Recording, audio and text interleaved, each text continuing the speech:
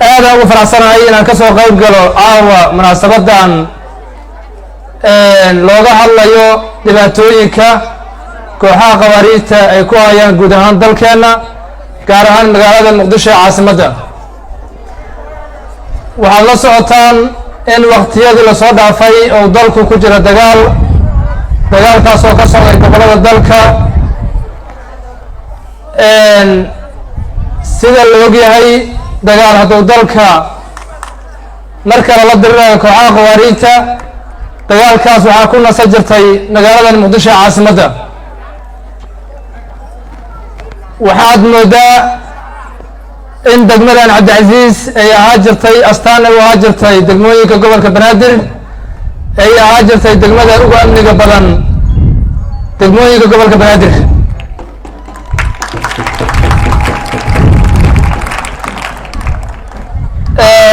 waxaa nasiib daro noqotay in dhaawacyadii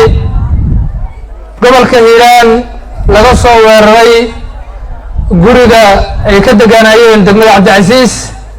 taasoo qawaariijta macadaygu uu ka turjumayo waa ku jirnaa degmada cabdicasiis.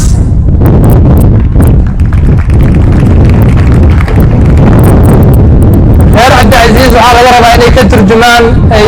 ka jawaabaan jawaabtaas oo noqonaysa inay iska nadiifiyaan dhilqaca. wuxuu yidhi ninkii abwaan bashiir oo markii hore shabaab ahaa shabaab ka soo baxay dadkiisa ka mid noqday deegaanka afarta tuulo gaar ahaan degmada ceelbaraf wuxuu yidhi tuugaan dhexdeed tugtugla yaala tookan tuuladayda yaal. waxay ku tusay cabdicasiis in la soo weeraray guri ku yaallo tugtugla ku jira degmada cabdicasiis inaad ka soo saartaan aan idinka rabaa.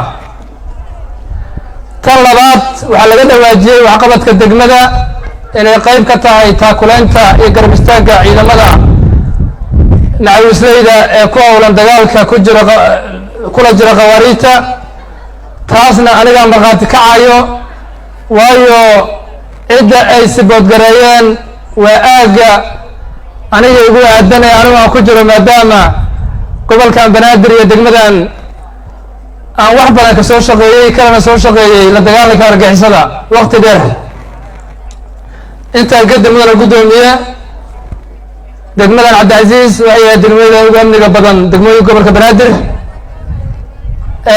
waxaan isleeyahay dadka reer cabdicasiis waa baraarugeen mar haddii ou shabaab yidhi cabdicasiis aan ku jirnaa inay iska sifeeyaan ayaa laga rabaa reer cabdicasiis iyo guud ahaan degmooyinka kale ee gobolka banaadir. intaas markaa ka baxo waxaan la soconnaa kooxahan qawaariijta dhibaataday dalkan ku haayeen la isweydiin maayo. annagu dagaal wakti dheer ayaan ku soo jirnay waxaan qaadanay inaan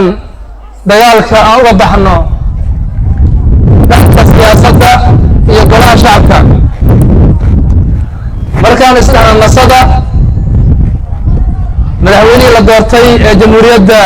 mudane xasan sheekh maxamuud wuxuu nagu fara dagaal kala hor leh dagaalkaasoo ah midka ka socda gobollada kaasoo aan isleenahay waa kii guud ahaan dalku uu ku nasa lahaa qawaariijtana looga takhallusi lahaa. gobolka banaadir looga rabaa inay hormuud u noqdaan dagaalka socda. degmadanna waa degmada keliya ee degmooyinka gobolka banaadir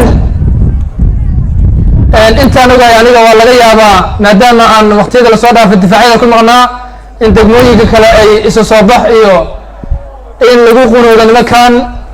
ama dadka loo soo bandhiga dhibaatooyinkooda iyo jabka gaarayo degmooyin lagu soo bandhigo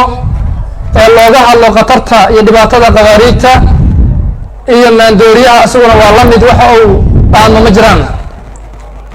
intaa kadib mudane guddoomiye waxaan aada uga xumahay waqtiyadii lasoo dhaafay dadka shacabka ku dhaqan gobolka banaadir ee caasimadda inay wajahayeen dhibaatooyinkii argagixisada oo u gooniya inay haddana wajahayeen wax la yidhaahdo ciyaal weero. ciyaal weero haddaad maqashaan waa argagixisadii qayb ka mida waana tan ugu xun. waxaan isleeyahay argagixisada iyo ciyaal weerada isku si in loola diriro intaa kadib reer Cabdicasiis iyo guud ahaan reer gobolka Banaadir waxaan rajaynayaa inaad banaysataan dhiigga qawaariita si aad u badbaado dhiigga shacabka magaaladan Muqdisho ay u noqoto magaalo nabada oo dadkeedu ay nabad ku wada noolaadaan waxaan rabaa inaan xasuusiyo haddii Muqdisho nabad noqoto guud ahaan Soomaaliya waa nabad waxaan leeyahay haddii nabadda Cabdicasiis ay ahaaday tan lagu faano oo loo soo dalxiis tago oo xeebaheeda iyo hoteeladeeda la yimaado waxaan u baahannahay nabaddaas inay baahdo in Cabdicasiis lagu soo dhunto sax maahayn iyadan waxaan isleeyahay reer Cabdicasiis waaga u baryay haddii shacabkooda iyo maamulkooda ay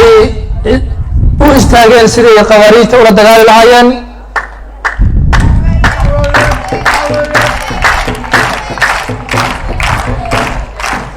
guddoomiyadooda gobolkana oo waqti siiyey inuu dadaalkooda iyo waxqabadkooda ay u soo bandhigaan oo dhageysto oo fursad siiyo dadka gobolka Banaadir gaar ahaan degmada Cabdicasiis waxaa rabnaa mudane guddoomiye degmooyinka kale ee gobolka Banaadir inay ku daysadaan degmadan Cabdicasiis laga rabaa degmooyinka Yaaqshiid iyo Kaaraan waxaan leeyahay ilgaar lagu fiiriyo